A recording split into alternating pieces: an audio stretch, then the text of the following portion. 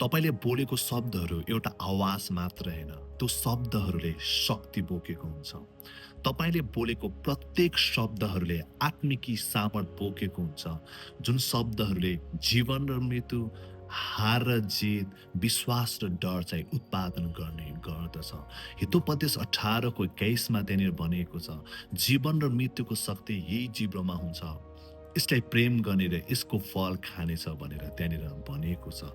जीवन पनि तपाईँको मुखमा छ र मृत्यु पनि तपाईँको मुखमा छ। हार पनि तपाईँको मुखमा छ र जित पनि तपाईँकै मुखमा छ। के कुरा तपाईँले बार-बार बोल्नुहुन्छ त्यसको फल तपाईँले खानुपर्ने हुन्छ।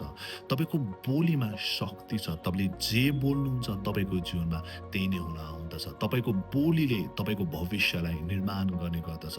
तपाईँको परिस्थितिले प्रभाव पार्ने गर्दछ र तपाईँको जीवनलाई चाहिँ आकार दिने गर्दछ। तपाईँको परिवारमा तपाईँले जीवनका बोली बोल्नुहोस्, आफूमाथि जीवनको बोली बोल्नुहोस्, तपाईँको व्यापारमा, बिजनेसमा, काममा, हरेक क्षेत्रमा तपाईँले जीवनका शब्दहरू बोल्नुहोस्, पोजिटिभ कुरा बोल्नुहोस्, परमेश्वरको वचन बोल्नुहोस्। त्यसपछि तपाईँले तपाईँको जीवनमा असल कुराहरू तपाईँले प्राप्त गर्नुहुन्छ। जब तपाईँले नकारात्मक कुरा बोल्नुहुन्छ आफूमाथि, परिवारमाथि, बिजनेस, व्यापारमाथि, तपाईँको व्यापार, परिवार सम्बन्ध त्यस्तै नकारात्मक भएर जाँदछ। त्यही कारण गर्दाखेरि तपाईँको बोलीमा जीवन छ र तपाईँको बोलीमा मृत्यु छ। त्यही भएर तपाईँले जहिले पनि असल कुराहरू बोल्नुहोस्, तपाईँले आफ्नो जीवनमा असल कुराहरू नै तपाईँले प्राप्त गर्नुहुन्छ।